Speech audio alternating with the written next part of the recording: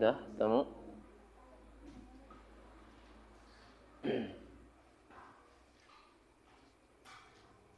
Berarti lusa ya. Minggu malam Senin berarti lusa. Besok Ang Lidi bagikan buku buat setorannya. Bukunya 10.000.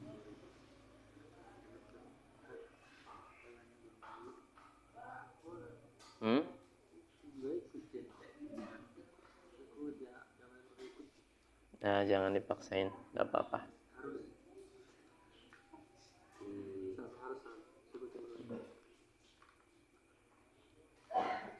Lihat Al-Baqarah ayat 37. A'udzu billahi minasy syaithanir rajim.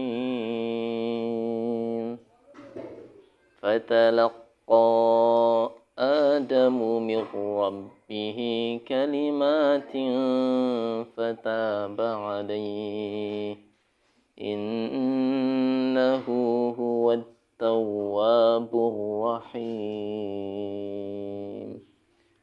Fatalaqqa Adamu maka Nabi Adam menemui Rabb-nya. Menemui ini bermunajat, meminta ampun, curhat, laporan untuk apa? Meminta ampun pada Allah. Karena ayat sebelumnya membahas tentang kekhilafan Nabi Adam alaihissalam dan Siti Hawa alaihissalam, yakni tepatnya melanggar perintah Allah dengan sebab memakan buah yang dilarang oleh Allah. Maka Nabi Adam alaihissalam menemui Rabb-nya. Yaltaqi talaqqa, benar-benar menemui, benar-benar berharap,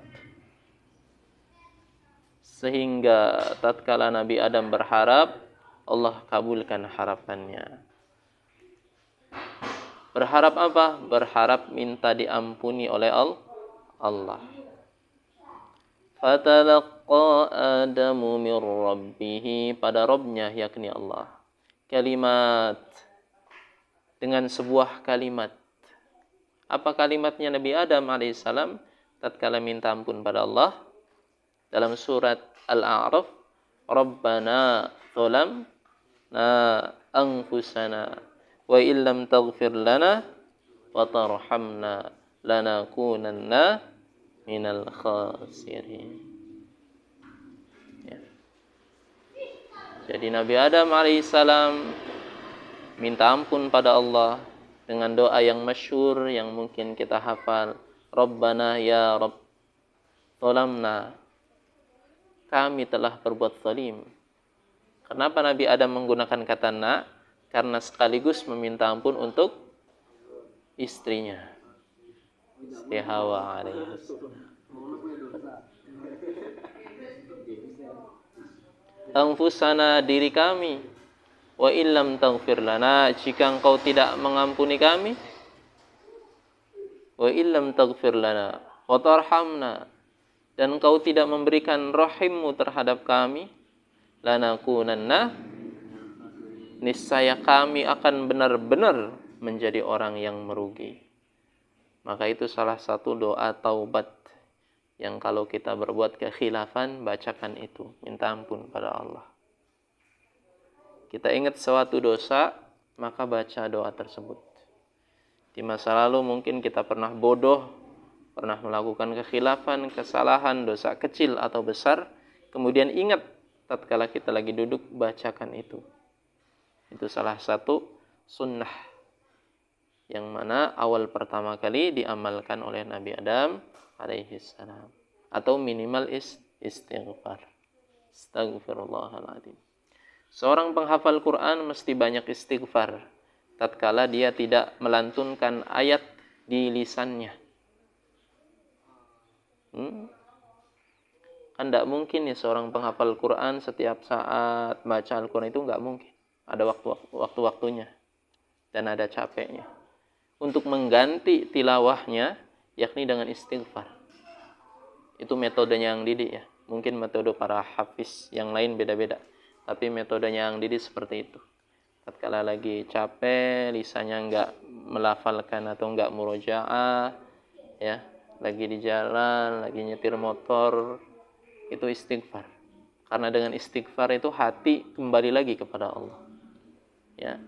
Karena kadang-kadang di jalan lihat maksiat melalui mata atau melalui telinga, atau nggak sengaja kita mengucap maksiat, maka istighfar. Maka nanti kalian seperti itu supaya terjaga hafalannya. Orang yang menghafal Al-Quran itu pasti jarang dan susah karena memang orang pilihan. Tapi jangan pernah kita menyerah. Ambil sebisa kita. Apalagi belum berperang, ya. Jangan nyerah dulu. Apa? Ridan. Ya. Jangan nyerah dulu. Coba dulu, orang belum nyoba. Coba dulu, duduk dulu, nikmati ya hadiah. Besok Kang Didi bagi buku buat setorannya. Seperti apa sih duduk menghafal itu? Fokus. Kalau bisa jangan ganti duduk selama 1 jam itu. Ya, jangan ganti duduk. Kalau ganti duduk juga nggak apa-apa. Ya. Tapi kalau bisa supaya fokusnya terjaga. Nanti yang diajarkan metodenya seperti apa dan menjaga kefokusannya itu seperti apa. Ya. Yang terpenting itu membiasakan diri. Memang awal-awal pertama kali terasa berat. Tapi kalau sudah terbiasa, enggak, insya Allah. Ya. Maka cobalah. Ya, jangan enggak mencoba. Maka Nabi Adam menemui Rabb-nya. Ya, minta ampun dengan 1 kalimat dalam surat Al-A'raf, yakni apa? Rabbana zalamna anfusana wa illam taghfir lana wa tarhamna lanakunanna minal khasirin. Rasulullah itu minimal dalam sehari itu beristighfar 100 kali minimal. Kita ketahui Rasulullah adalah makhluk yang dimaksum. Artinya la yantiqu 'anil hawa in huwa illa wahyu yuha, tidak pernah berbuat kesalahan. Meskipun Rasulullah itu basyarum mithlukum, manusia seperti kalian juga. Tapi setiap gerak-geriknya dijaga oleh Allah dari dosa. Itu salah satu keyakinan Ahlus Sunnah wal Jamaah. Jangan sampai keluar dari lisan kita, Rasulullah juga manusia biasa. Pernah salah, pernah waktu kecil sesat. Naudzubillah. Dulu ada ustadz yang bilang begitu, menafsirkan salah satu ayat ya, yang pendek. Maka Nabi Adam alaihissalam bertemu dengan Rabb-nya, meminta ampun dengan kalimat yang tadi telah disebutkan. Kemudian fataba alaihi, Allah memberikan ampun kepada Nabi Adam. Innahu huwat tawwabur rahim. Sungguhnya Allah adalah Rabb yang maha menerima taubat dan maha rahim, maha rahmat, maha menyayangi. Ya. Ada pertanyaan sampai sini? Ada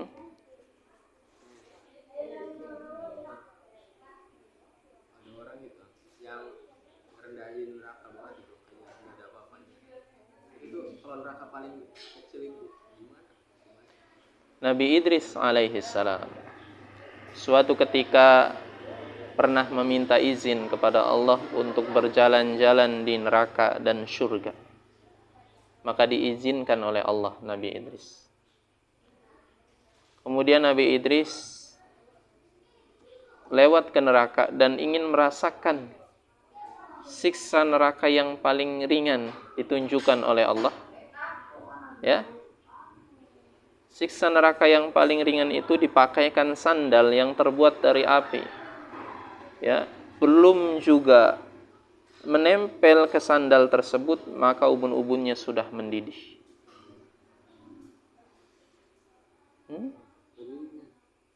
Paling ringan. Kemudian beliau diperlihatkan dengan nikmat surga. Maka kebalikannya dari siksa neraka, nikmatnya luar biasa. Maka hari ini, jikalau ada manusia yang menantang, kita mau urip apa engkau baik harapan mancing neraka ya bruk. Hati-hati.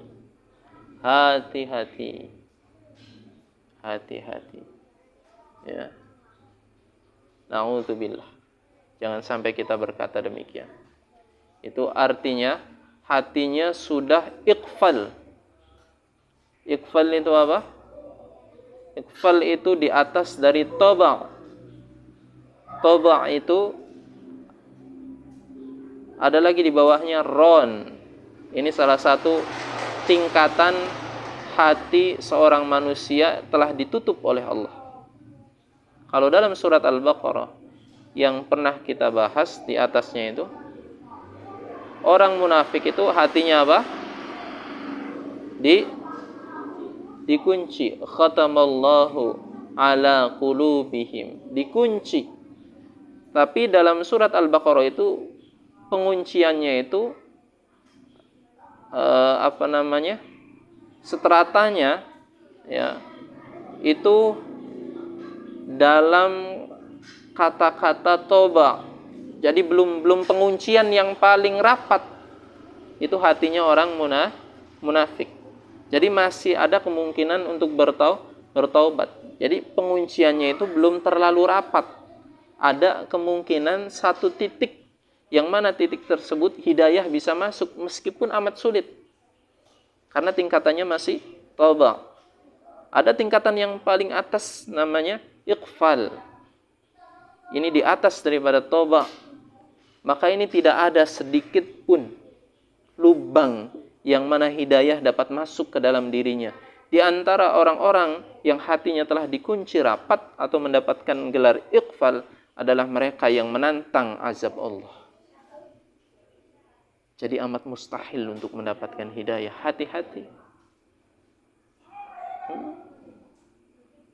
Di antaranya seperti itu. Ujare manjing neraka gah. Emang kuat. Na'udzubillah. Ya. Hati-hati. Cukup kata-kata menantang Allah itu jangan sampai keluar dari dalam lisan kita. Meskipun kita berdosa. Meskipun kita bersalah. Meskipun kita penuh dengan aktivitas yang di dalamnya ada maksiat. Tapi jangan pernah seakan-akan menantang Allah. Karena hal tersebut dapat membuat Allah menutup pintu hati kita dengan rapat, yang mana nanti derajatnya iqfal tadi, yang mustahil untuk mendapatkan hidayah. Nanti siksaannya itu akan pedih, bukan main.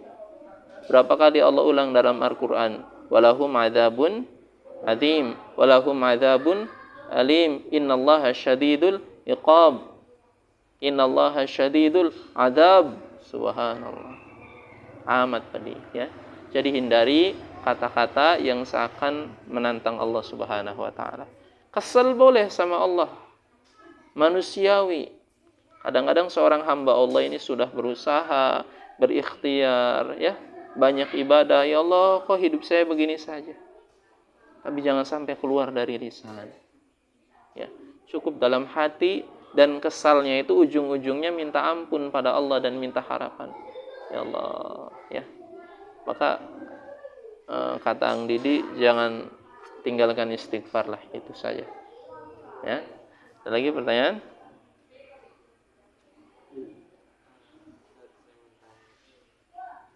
Ada seseorang kenapa sih kamu harus adil, kenapa sih kamu harus haji, itu hakikatnya nanti kamu masuk surga pun neraka. Itu gimana Ustaz? Kalau misalnya ada nanya kayak gitu tuh banyak banget orang kayak gitu. Padahal dia sholat juga intinya mah. Terus nggak tanya balik, kenapa kamu sholat? Iya, nah itu gimana Ustaz? Ya sederhana ya. Jawabannya sederhana. Allah itu memerintahkan kita untuk ikhtiar. Ikhtiar dalam segala hal, baik dalam urusan dunia maupun akhirat. Adapun hasil, biarlah Allah yang menentukan, karena yang dinilai oleh Allah adalah ikhtiar. Seberapa jauh, seberapa hebat, seberapa kuat ikhtiar kita, maka semakin besar nilai pahalanya di sisi Allah. Kalian berikhtiar untuk menghafal Quran. Si A cepat menghafalnya, si B susah menghafal, tapi dia tetap berusaha, maka si B pahalanya lebih besar di sisi Allah, meskipun hasilnya mungkin jauh dengan si A yang mudah menghafal. Maka silakan, jangan pernah memandang hasil. Yang dimandangnya begitu, tapi memandang seberapa jauh ikhtiar kalian untuk mendapatkan keridhaan Allah Subhanahu wa taala. Ketahuilah, ya, yang memasukkan kita ke dalam surga adalah bukan amal salat kita, bukan amal puasa kita, bukan sedekah kita, tapi rahmat dari Allah. Untuk menarik rahmat dari Allah melalui apa? Melalui ikhtiar kita sejauh mana. Jadi ikhtiar adalah sebab untuk menarik rahmat Allah, ridha Allah. Semakin banyak kita berikhtiar untuk Allah, maka semakin Allah mencintai kita. Ya, ibarat kalian dengan pasangan kalian, seberapa besar pengorbanan kalian, niscaya pasangan kalian semakin sayang. Begitu kan logikanya? Ya Hasan, pernah enggak berkorban untuk pasangan tapi anggar ditolak? Nah, tapi kalau Allah enggak gitu, ya.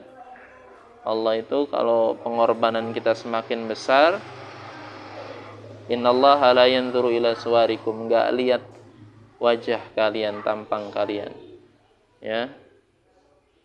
Tapi Allah melihat seberapa jauh hati kalian dan amal kalian alias ikhtiar kalian yang diperuntukkan untuk Allah. Jadi ikhtiar intinya apa? Adalah sebab untuk menarik rahmat Allah. Itulah kenapa kita mesti ikhtiar. Emang kalau enggak ikhtiar kita bisa sholat? Diam baik. Emang kalau enggak ikhtiar kita bisa makan? Saya pengen makan ayam. Diam. Gak bisa kan? Maka ikhtiar itu penting. Ikhtiar itu penting. Salah satu pemahaman kita Ahlus Sunnah wal Jamaah, yakni mesti ada ikhtiar, meskipun hasil memang ada intervensi Allah, ada andilnya Allah. Jangan sampai kita punya pemahaman hidup itu nggak butuh ikhtiar, karena ujung-ujungnya yang memasukkan kita ke surga atau neraka itu sudah ditentukan. Itu bukan pemahaman Islam yang benar. Itu pemahaman Islam yang menyimpang. Atau dahulu kala pernah muncul satu firqah namanya firqah Jabariyah. Ini pemahaman yang melenceng karena mengambil sebagian ayat Al-Quran, tidak menerima ayat yang lain. Hati-hati, ya. Lagi? Kalau ada orang yang benar tapi selalu mengajak benar, gimana? Enggak apa-apa. Ya. Makanya ada istilah, salah satu kaul para alim ulama, unzur man qala, unzur ma qala wala tanzur man qala. Lihatlah apa yang dia katakan, jangan melihat siapa yang berkata. Ya. Makanya ada istilah seperti itu. Karena kadang-kadang kata-kata hikmah itu keluar dari mulut seorang pendosa.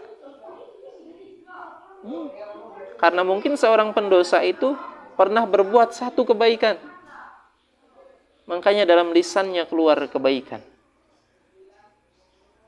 Begitupun sebaliknya, kadang-kadang keluar dari mulut seorang yang soleh itu perbuatan dosa. Maka silahkan ajak sebanyak mungkin orang untuk taat pada Allah. Meskipun kita belum sempurna dan kita tidak akan sempurna. Kalau kita menunggu diri kita sempurna, niscaya kita tidak akan mampu mengajak orang lain. Karena setiap waktu kita ini dipenuhi dengan kekhilafan dan kesalahan. Kalau nggak sengaja berbuat dosa,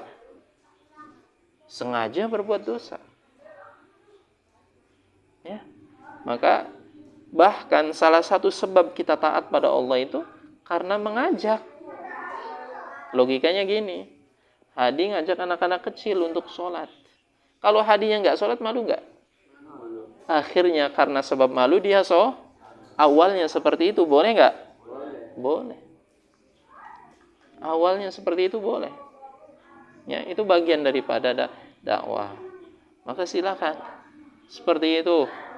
Ya, ajak teman kalian sebanyak mungkin untuk sholat, untuk ngaji. Meskipun kalian belum bisa ngaji, belum bisa sholat 5 waktu, ya, karena sebab mengajak itu akan mengajak diri kalian juga untuk taat pada Allah. Ya, Allah alam bisawab. Ada lagi? Kalau dari kitanya mengajak tapi hanya itu merasa apa kayak kita kembali ke terus mereka ada rasa kesal gitu. Ya, wajar. Dan kalian juga mungkin akan seperti itu. Kalau diajak, misal Kabir suka maksiat, nggak pernah sholat.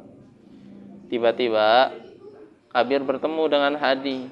Kabir bilang dengan sombongnya, Hadi, wong urip ning alam dunia kudu sholat. Oke, wis ajan, mana sholat? Kesel nggak? Kamu kesel nggak? Lihat Kabir yang mana kamu tahu Kabir ini nggak pernah sholat, tapi ngomongnya begitu seakan sok-sok jadi orang soleh, kesel nggak? Wajar. Semuanya akan merasa seperti itu.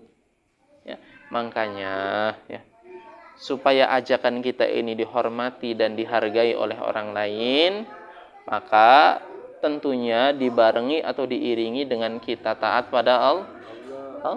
Seperti itu. Ya, konsekuensinya seperti itu.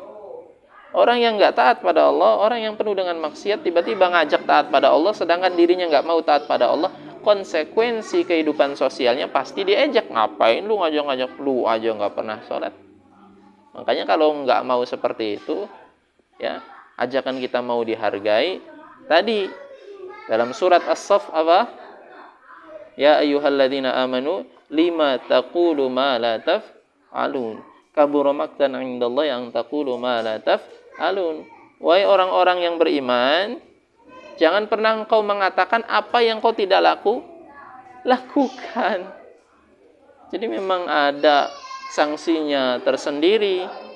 Artinya afdolnya dan lebih baik diiringi dengan kita taat pada Allah. Ya. Kenapa Ang Didi nggak pakai cincin? Meskipun memang ada sebagian riwayat yang membolehkan. Kenapa Ang Didi nggak pakai macam-macam? Karena diantaranya seperti itu. Selain Ang Didi banyak bicara untuk dakwah, juga mesti menjadi suri tauladan. Itu seorang dai yang terbaik di hadapan Allah, bukan hanya sekedar bicara. Kenapa Ang Didi nggak ngerokok? Kenapa istrinya Ang Didi bercadar? Karena yang terbaik itu seperti itu. Ang Didi pengen semuanya menjadi contoh atau suri tauladan, bukan hanya sekedar bicara. Maka itu yang terbaik kalau mampu. Ya, dan usahakan mampu. Subhanallah bihamdihi, asyhadu an la ilaha illa anta, astaghfiruka.